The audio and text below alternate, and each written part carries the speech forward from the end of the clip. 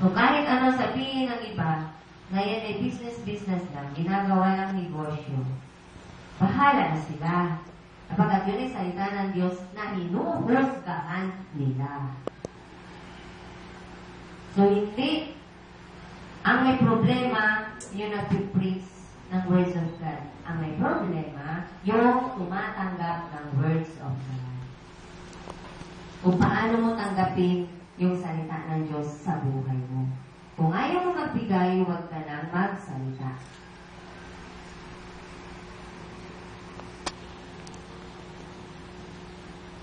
So, paano mo dadalhin yung 10% sa langit? Paano mo iaabot sa kamay ng Diyos yung 10%? I-mail mo ang address ay ano? Heaven. Praise the Lord! Praise the Lord! Amen! O ang address ay Jesus Christ. Pumunta ka sa gawain dito, o ilagay mo sa altar yung 10%. Papunta yun kay God. Sino ang tatanggap? Yung lingkod. Praise the Praise the Lord! Amen!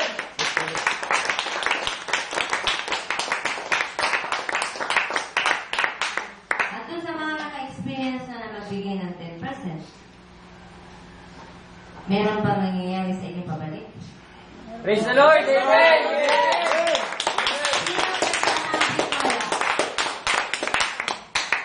Na wala nangyayari sa kanya sa pagbibigay ng 10% niya. Pagkat ako, nasubukan ko din yan.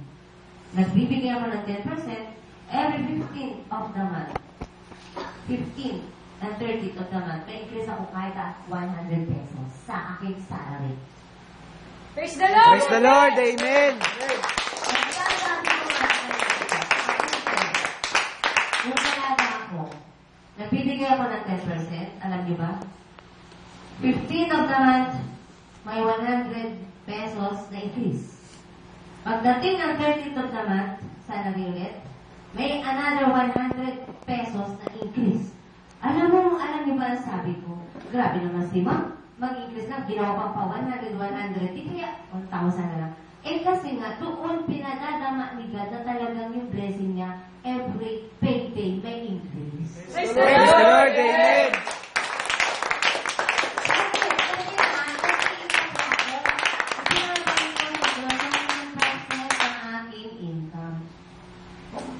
At sabi na nga mo ko, o saan mo nilalagay yung pera mo?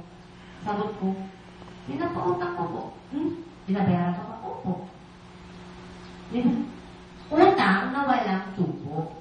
Utang ng mga taong kinakapos. Kaya subok ko ang 10%. Lalo na kung may sakit ka, tatawag ka sa Diyos, dyan agad ang sagot. Ha? Kaya huwag kayo matakot magbigay, bumunot, magbukas ng wallet. Kapag hindi tawa, nag-uutos niyan ang Diyos. Praise the Lord! Amen!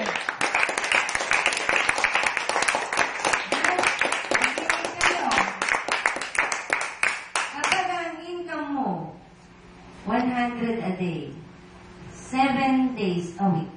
Huwag na sama Sunday, 6. Di 600. Ang 10% na may 60 pesos. What if 6,000 a week per week ang sahod mo? Ang 10% only 600 pesos. So, palaki ng palaki. Ha? Ganun pa man, kahit palaki ng palaki, alin pa rin ang malaki? Yung 90% o yung 10%? 90. 90. Ang 90% yun ang sa'yo. Ang 10% yun ang sa Diyos. Praise the Lord! Amen!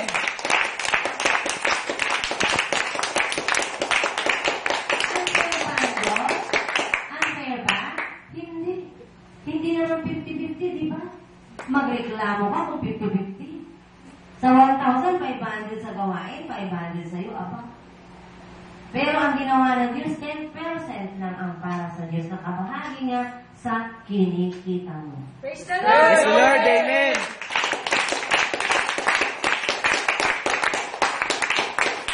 Kaya malalaman mo kung ikaw ay pinalaya na ng Diyos sa iyong isip.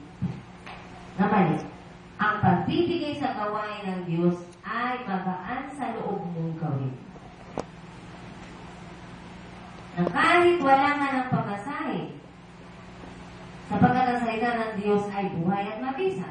Ang dala mong pera ay 50 pesos. Gusto mong mag-challenge at gusto mong ma-challenge.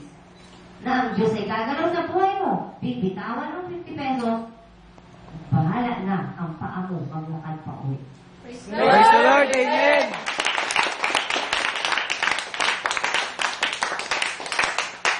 Bakit? Sapagkat ang salita ng Diyos ay buhay at mabisa, higit na matalas kaysa alinmang tabak na magkabila italim. Ito'y tumatagos maging sa pinag-iwalay ng kaluluwa at espiritu, na mga masumasulat ng utak sa buto at natatataho ng iniisip at pinapalang ng tao. Praise the Praise Lord! the Lord. Amen. Pero ang pera ko nito talagang ipit na ipit sa wallet ko. Paano naman ako? Wala akong mapupuntahan kamag-anak dito. Kapag ibinigay ko pa ito dito sa church mo, ano ako kakain? Pangawakan mo ang salita ng Diyos. Praise the Lord! Praise the Lord. Amen.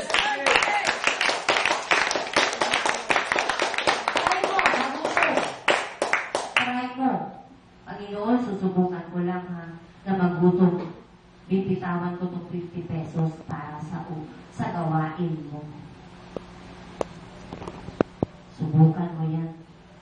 Sinabi ng Diyos yan, subukan mong gawin ito. Kung di, buksan ko ang madungawan ng langit at ibuhos sa iyo ang kasalanan sa baba. Praise the Lord! Praise the Lord. Amen.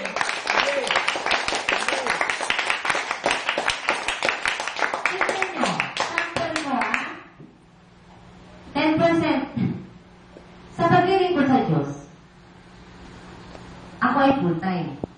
Bakit ko nasabi full-time? Wala akong ibang pinagkakaabalahan. Wala akong trabaho kagaya ng iba na tumatanggap ng sahod. Kaya ang tawag ko sa sarili ko ay full-time sa Diyos. Dahil ang isip ko ay palagi nasa Diyos. At kung mayroon naman tao dapat tulungan, wala akong oras na pinipilit. Basta't ayon niya sa kalooban ng Diyos ay gumaganap ako. Praise the Lord! Praise the Lord. Amen.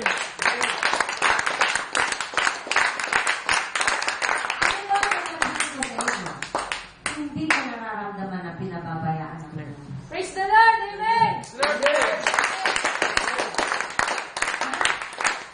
Bakit ang dami nagmamahal sa akin, kayo yun. Praise the Praise the Lord! Lord. Amen. Yung palaman, ang sarap na ng aking pakiramdam. Alam niyo ba, 2 days ago, 3 days ago, nagkaroon ako ng colds, di ba? Parang maganda pakinggan. Colds, di ba? So, hindi ko galing uminom ng gamot. Hanggang maaari ay some medication. Okay, prayers, di ba? Positive thinking, plenty of water. So, alam ko na kulang ako sa water talaga. Medyo na-neglect ko yung water. So, nag-water therapy ako. So, pero yung sipon, yun na, yung colds. Yung colds, parang naglambing. Hindi agad umalis. So, sabi ko, okay, sige. Ayaw umalis. Sige. Minom na ako ng, gamot. Ngayon. So, nag-text ako kay Beverly. Kasi ako, kapag may karamdaman, saan ka nakakita ng may sakit na ang matakaw? Ako yun! Praise the Lord! Amen! Matakaw!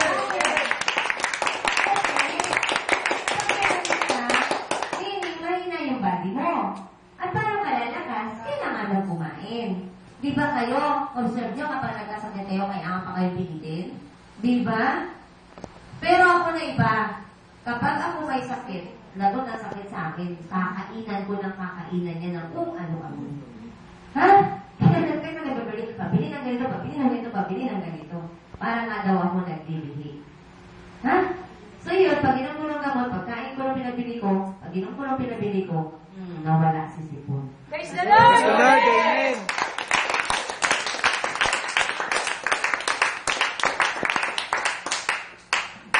May karunungan na tayong tinanggap sa Diyos, hindi na tayo kailangan turuan pa ng kung sino.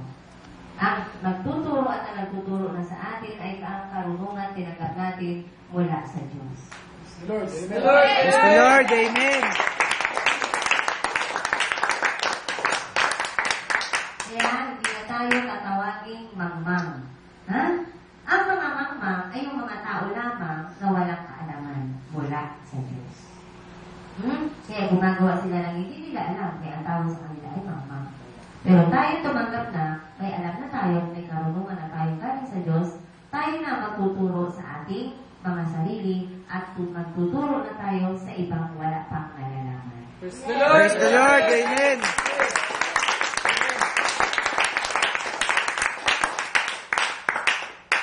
Sumasaya ako, pag nararamdaman ko, na pumapasok sa mga puso niyo ang sinasabi ko. Praise the Lord. Amen.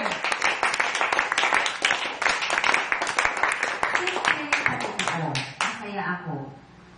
Naiisip ko lang na kapag nagkasakit ako, ayaw kong malaman nyo na may sakit ako. Why? Kasi ako ang nagbibigay, nagdudugtong, nagdadagdag ng lakas nyo. Praise the Lord. Amen. Pero, na meron akong dinaramdam. Just to test you kung ano ang gagawin nyo na ako ay merong karamdaman. Ha? And some of you, nag-text na, pagaling ka, tita, kumusta na yung sipon mo, nandiyan pa ba? Ha? So, ngayon ko lang na-experience, kasi nang mga nagdaang taon, wala pa kayo sa buhay ko. Nagsusolo ako kasama yung dalawang anak ko, at nahihirapan din akong ipaalam sa kanila na ako ay may karamdaman. Paminsan-minsan. Sapagat alam ko, ako ang kanilang kalakasan. Praise the Lord. Praise the Lord. Amen.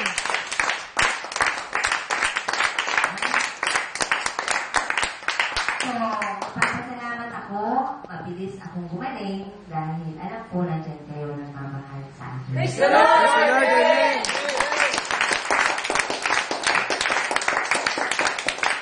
Napakahalaga ng pagmamahal na totoo. Kaya doon sa mga magulang ninyo, na kailangan lang talaga ay love, ibigay nyo na yung love.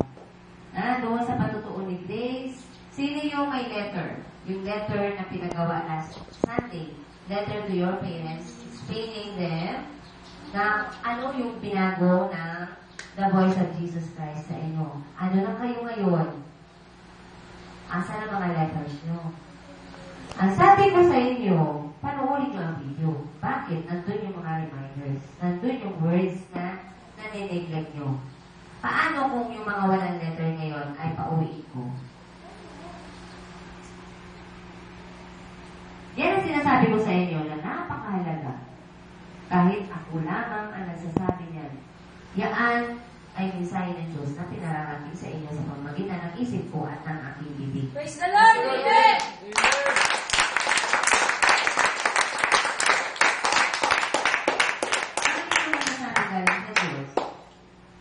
Hindi ko naman ginagawa ang sasabihin ko. Wala akong ginagawa na salita para basahin sa inyo.